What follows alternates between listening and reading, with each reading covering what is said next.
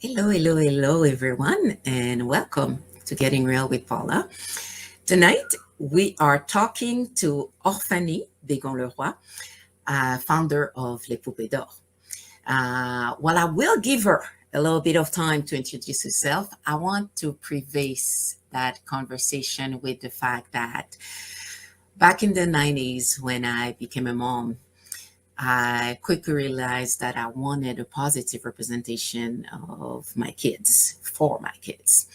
And back then, that meant traveling to the States because where we lived at the time, there were no stores where we could find any black dolls. And in that conversation, I suspect it wasn't just in where we live. It was in Quebec, it was in Montreal, and it could have been in other parts of Canada as well. Nowadays, we can see, we can check, we can validate, we can explore the web as we have the virtual stores at our fingertips to actually find those positive representations for our kids.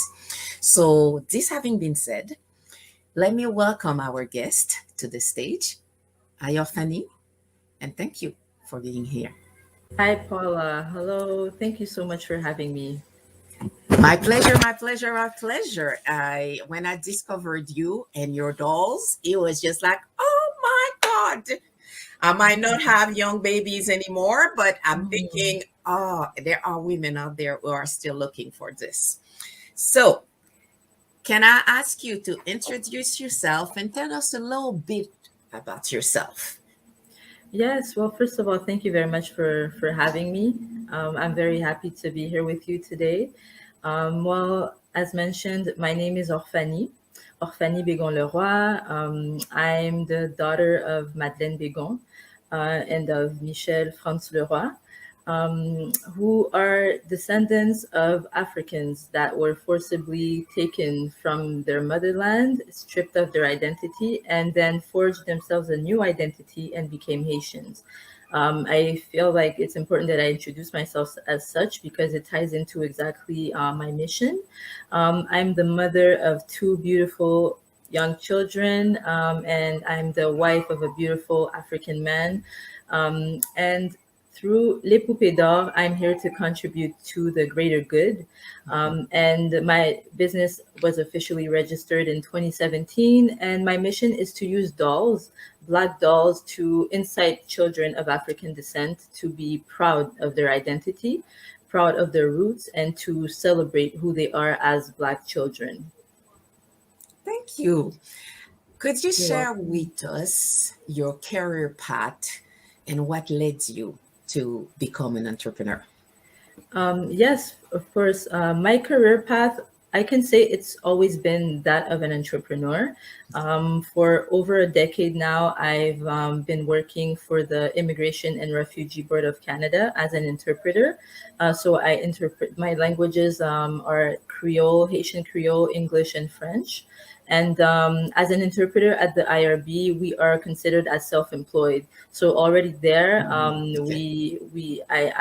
I'm considered as an entrepreneur already, and even between then, I've had a few jobs here and there, but it's always my path has always brought me back to being self-sufficient, to being independent, having my own schedule, and just being an entrepreneur. And I think I owe it to my mom. Well, it's not I think, I know I owe it to my mother, who herself was a trailblazer in her own lane.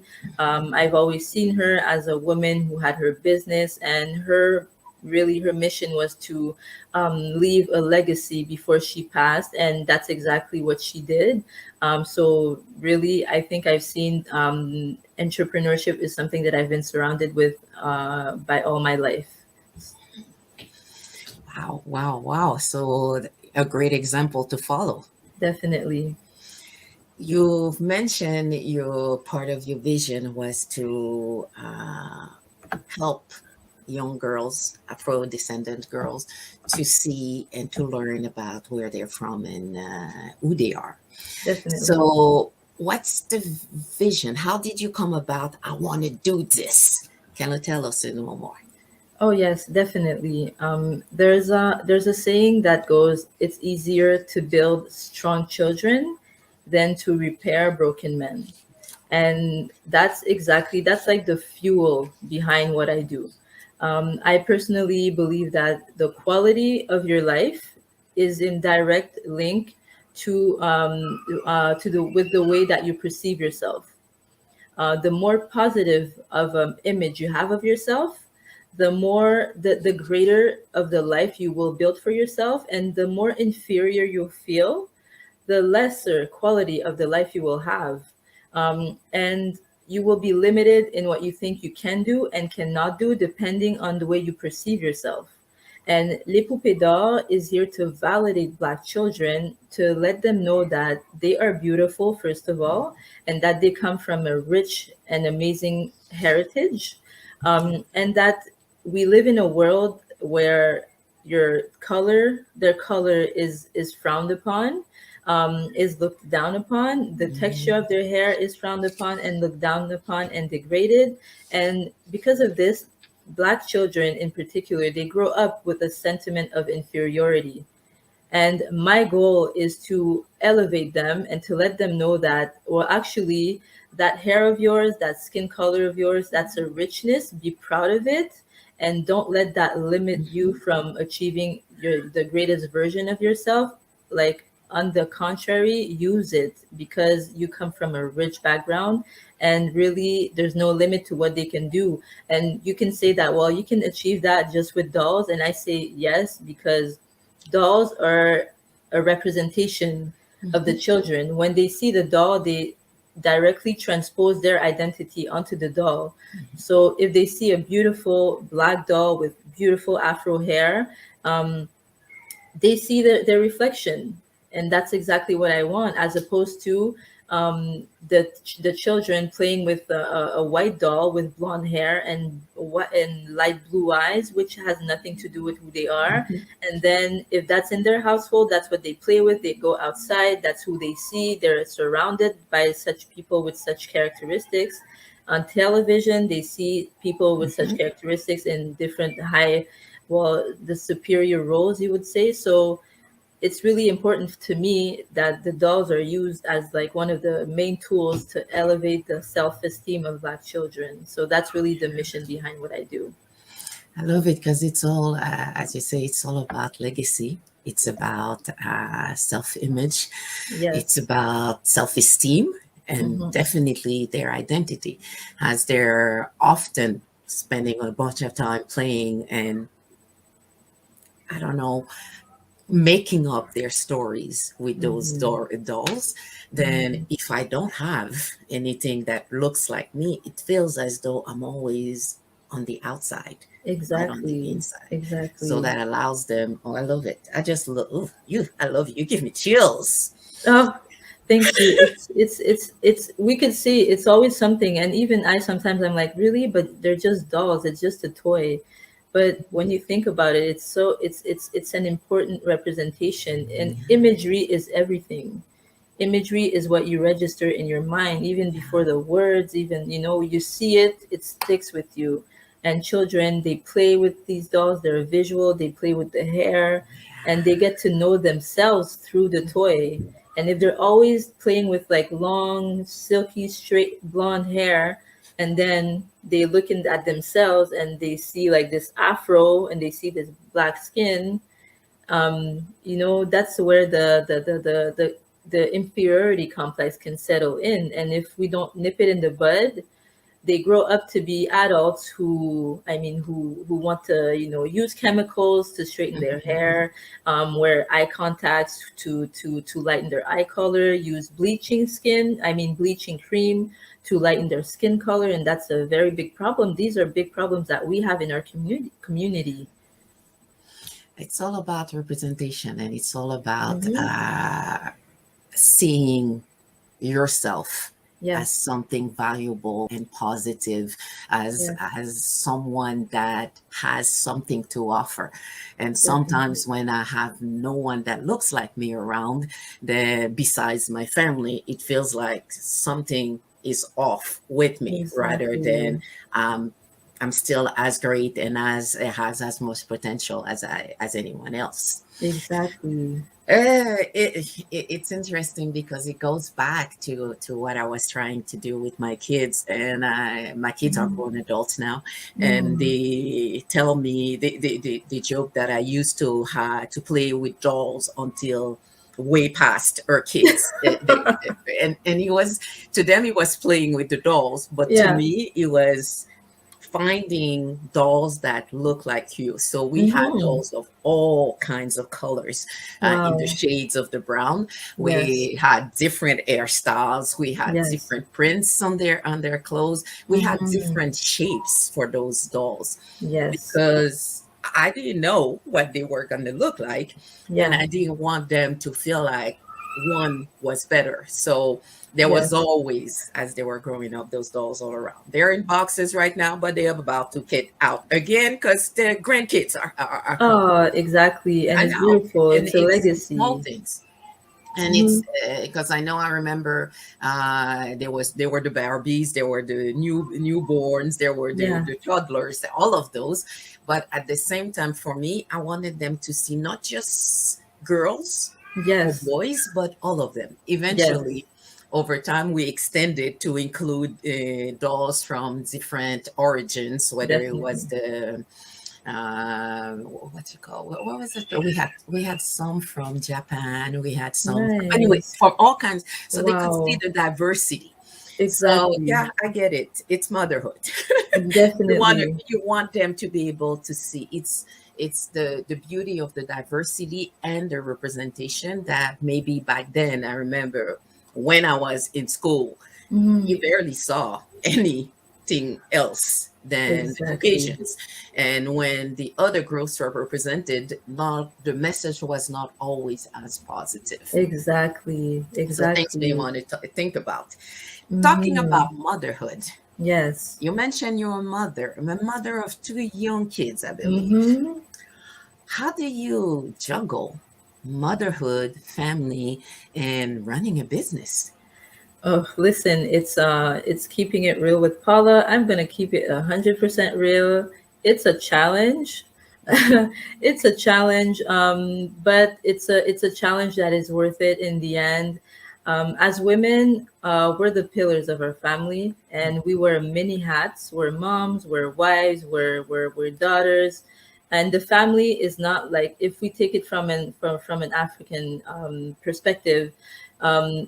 Well, family is not only your little family; it's the extended family. Your sister, your auntie, your grandmother, and we wear many, many, many hats. So to me, for now, it's really like I'm the sister, and I'm the oldest of a family of 6 children as well. So I was like a mother before becoming a mother myself, because I was raised as a second mom. But that's a little bit about me. And now I'm actually a mom of two. I'm a wife. So it takes a lot of organization. I'm not going to lie. It takes a lot of organization, and I'm still trying to master it. It's not 100%. And it's a challenge, but with one child, it was okay. She goes to daycare. I do my work while she's not here. The house is quiet. And then when she comes back, we get back to being a mommy. But now with two, my daughter, she's 2.5, and now my son is 2 months and a half. So now I have a baby that I'm breastfeeding, and he's really all about mommy. I can hear him right now as I'm talking to you. But it's really about priority. It's really about Mhm, prioritizing. You have to know that there's a time where, okay, you're with the children, you're with your family, and then there's mhm, a time where it's for your business. And that's really what I try to separate between, well, during the day. And also I have the support of my spouse, and which is amazing because he's 100% supportive. And when I need, like, to take, let's say, mhm, I need 2-3 hours to just like focus on my business, either creating content or production or whatever it is, he does not hesitate to take the children and to keep them busy. So really, it's really, honestly, I don't have like the, let's say, the perfect formula. Every day is different, but mhm. it's really just doing your best. I do my best, and I try to optimize my alone time.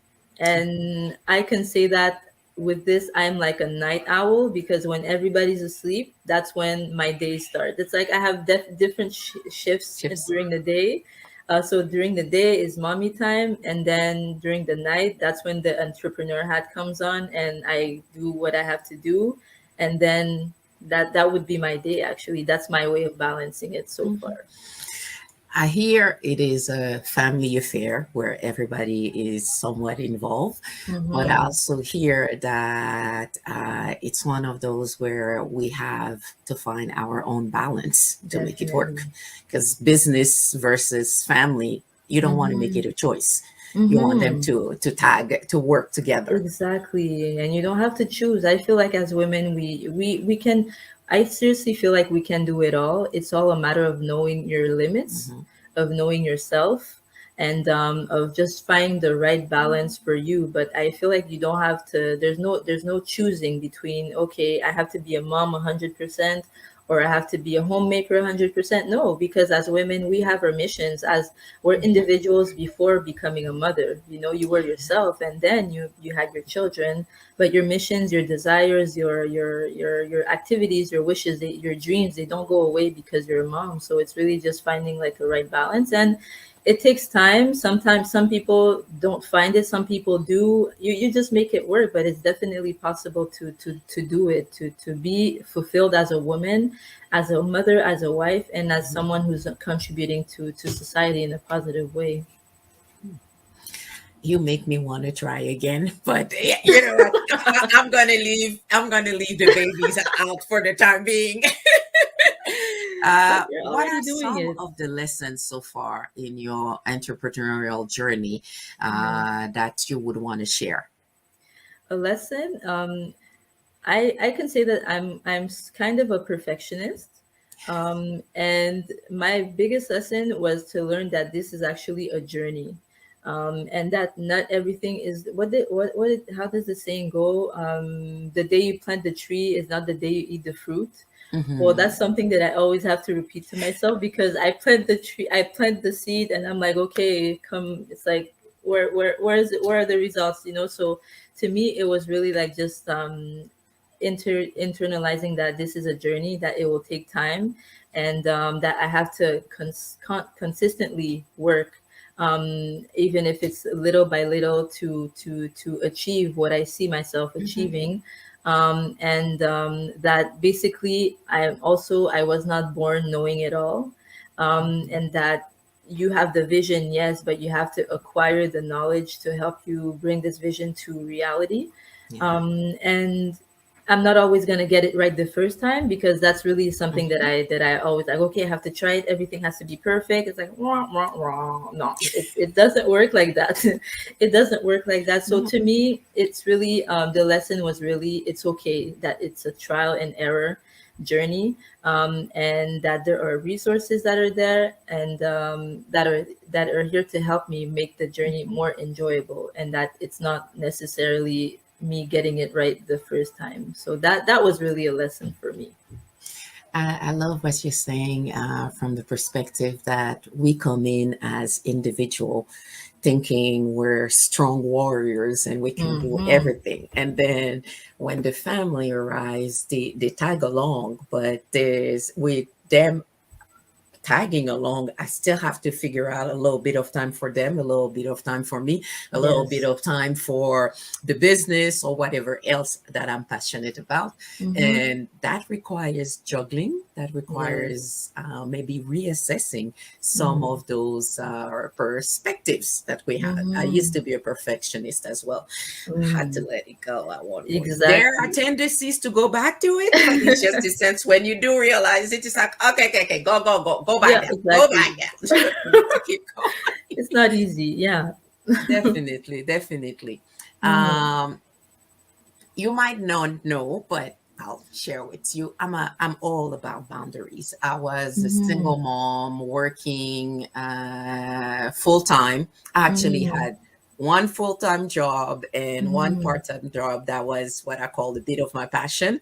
And then Mm-hmm. on top of this, you'll have to, you know, manage your passion your sense Mm-hmm. of self, and all of those things. Yeah. So boundaries were the way I kind of figure out how to take some me time Mm-hmm. and as well take care of the people around me. Yeah. So I'm gonna ask you, what boundary have you implemented in your personal or your professional life that has created the most personal growth for you? Mm-hmm. I definitely I get what you're saying, and because I'm kind of uh, I would say it's two things.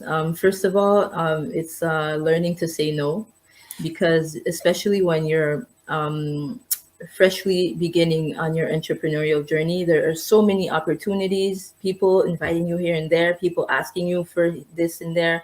Oh, can you donate this, etc. And at the beginning, you're like, okay, yes, it's gonna be good. They're gonna talk about me, but at a certain time,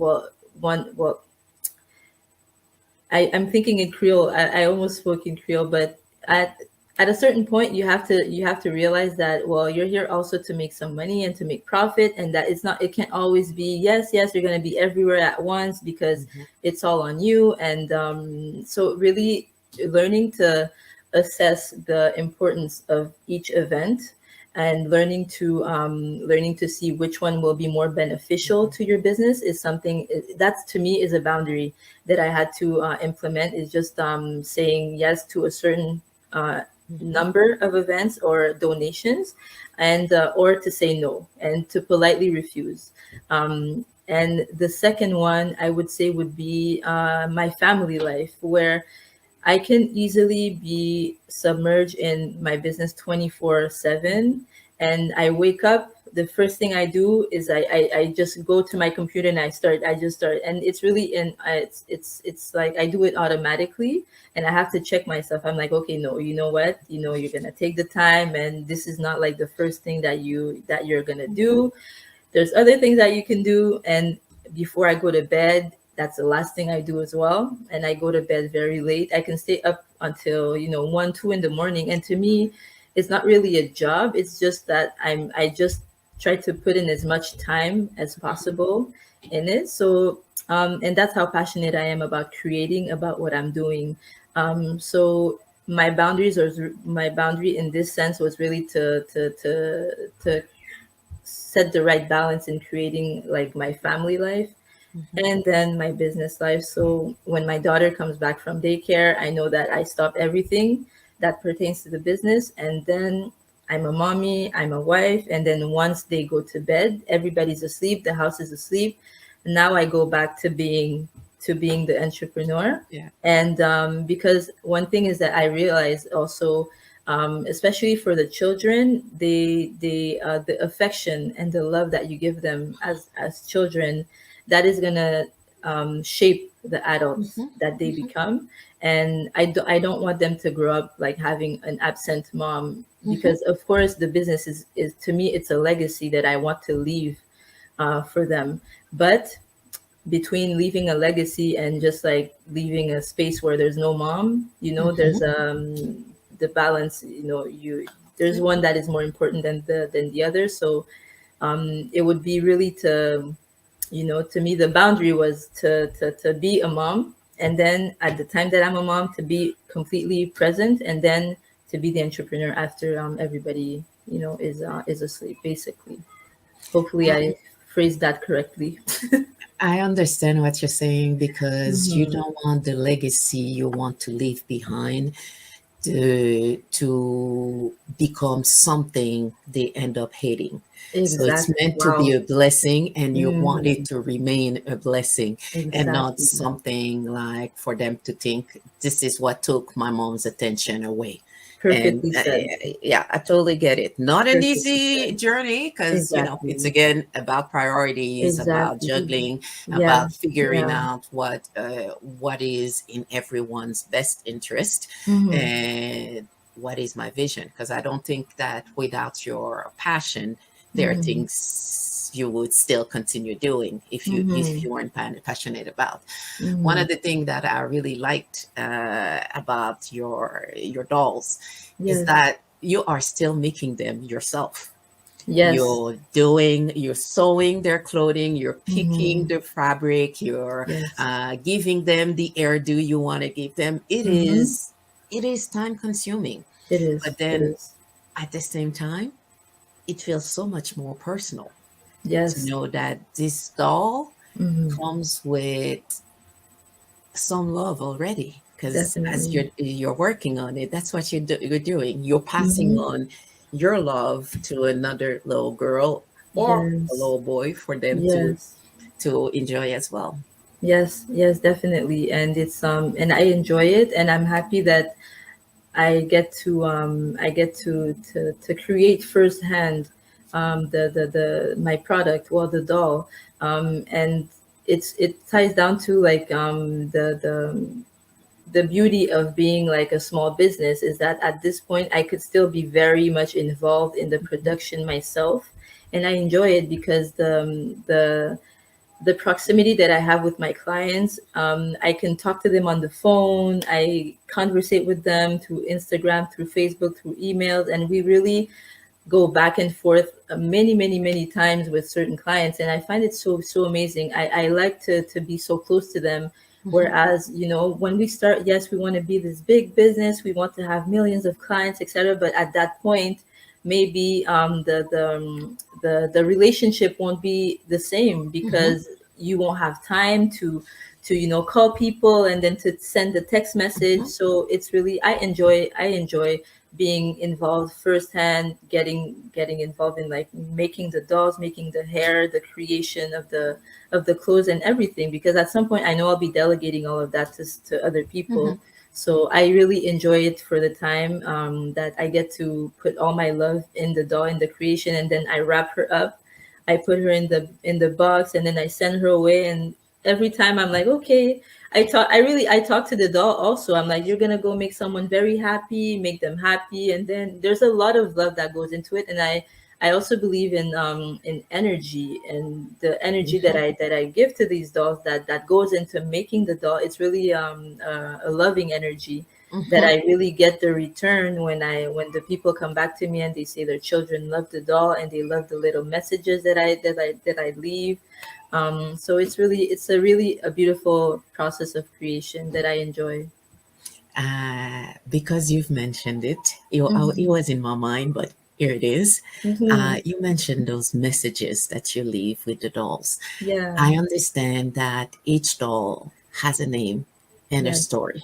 Yes. Can you Yes. tell us a little about that? Yes, so each doll has their name. I Through these dolls, I want to educate as well, educate as much as possible. Like I said, it's really a doll, but there's so much that you can do with just this simple toy. And the names are not just chosen by accident. It's really names that represent and honor important women figures of African descent, or just names who have a certain meaning in an African language. For example, I have the doll. Her name is Toya, the Toya doll, and Toya, if is a very important woman in the Haitian culture and Haitian history, because she is the auntie of Dessalines, of Jean-Jacques Dessalines, and she's actually the warrior woman from Benin who taught Dessalines the art of swords. She taught him how to fight, and he became the leader that he became thanks to her. And so that is why I named the doll the Toya doll, because it's just an honor to that woman and to her contribution. And I have the Malaika doll. I have Every doll has a name that is really specifically tied to a certain meaning and a certain person. Yes.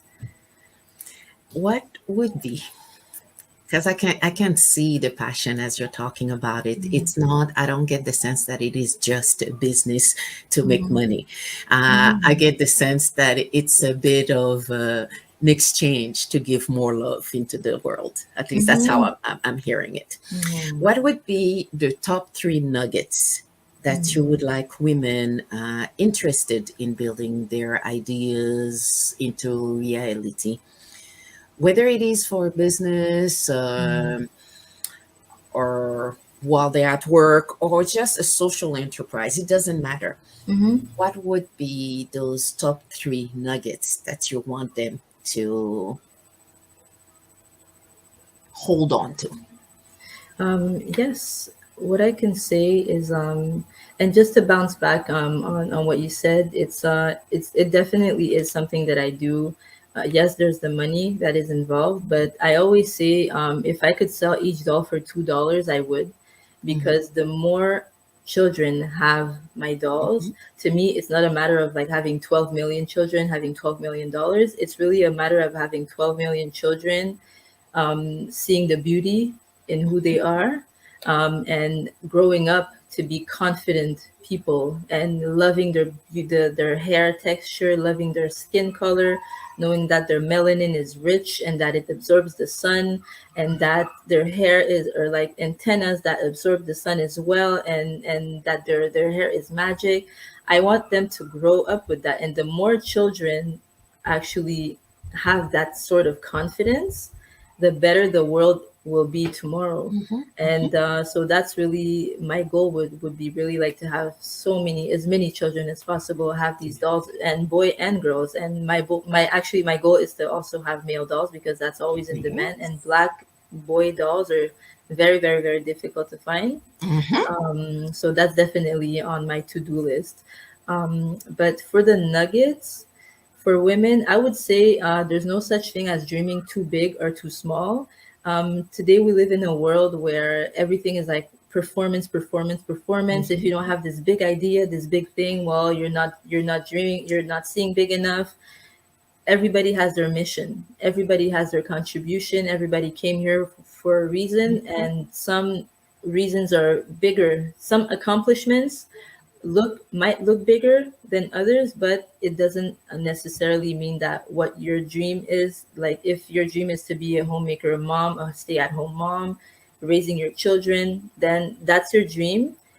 It's very valid, so that would be one nugget that I would like women to hold on to, is that whatever you feel that makes you feel accomplished, then acknowledge it and embrace it, and don't let anybody make you feel less than because of it. mhm, And the second one would be, enjoy every step of the journey, especially as an entrepreneur. Enjoy every milestone. If you just go out there and register your business, celebrate that. If you just go out there and print your business cards, celebrate that, mhm, because we tend to like wait for the big opportunity to celebrate, mhm. big reason to celebrate. But you could also celebrate the little things that make you give yourself a pat on the back and say, okay, yes, today I woke up and I did that, and I took this step towards my dream. um I hear my baby over there, oh my It's gosh. okay. Oh, okay. And as women also, we're multifaceted creatures, and that's what makes us amazing. So I think we spoke about it earlier, but we wear many hats. So it's really not to be afraid to wear these hats, and know that you can, Mhm, and that we contribute to society in so many different ways. And it's not just about being a mom. It's You can contribute in so many other ways.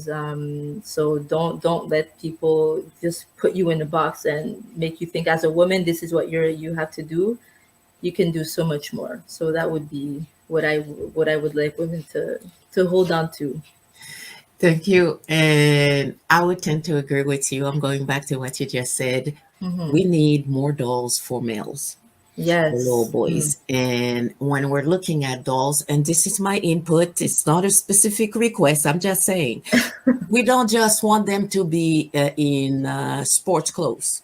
There Mm-hmm. are so many more things that little boys can do become Oh, that listen. don't involve sports. Because, Mm-hmm. whenever you see black dolls, male dolls, it's Mm-hmm. usually connected to some kind of sport. And I'm like, Exactly. yeah, but that's not the only thing we can do. There's other Exactly. assets and talents within the community. Exactly, exactly. And that's why it's important for us to create our own products, Yeah, because we know ourselves. And when we leave it to others to create for us, well, they create based on what they see of us, based on certain stereotypes. And that's it. before, these big companies started, now and they're making dolls that look like us with the afro hair and stuff. But before, we weren't even considered as a market. No. And now they see that Black people are like, yes, representation, we're looking for dolls that look like us, and now they're like, oh, there's big money there, so now they're starting to make them. But before, these dolls were very caricatural, with like the big lips, and the baby dolls with like, they were not like, they did No. not give you the desire to buy them, because they were very very stereotypical dolls. Hmm. And if we're creating our own products, our own everything, our own narratives, then we can control what we do and the images that we put into the world, and it could be a positive one. Definitely, definitely. Mm. What would be one key message, because we are about to wrap up, Yes. that you want to leave with our listeners today? One key message. Man, see, that's like that's a very good question, because there's so many things going on in the world right now. We're like in the middle of a transition. It could either go very well in the right direction, or it could be get very bad. In all of this, I would like the listeners to just to stay focused on, to not lose sight of their dreams, because we live in a world where today, if you look at what's going on outside, it might seem impossible to accomplish what you want to accomplish, because this you can't do, this you can't do that, etc. Like, the perspectives do not look good at all, but it's not true. It's not true. It does not have to be a reality. So it's really just to keep nurturing that dream, and to keep working at it in spite of everything that may distract you from it.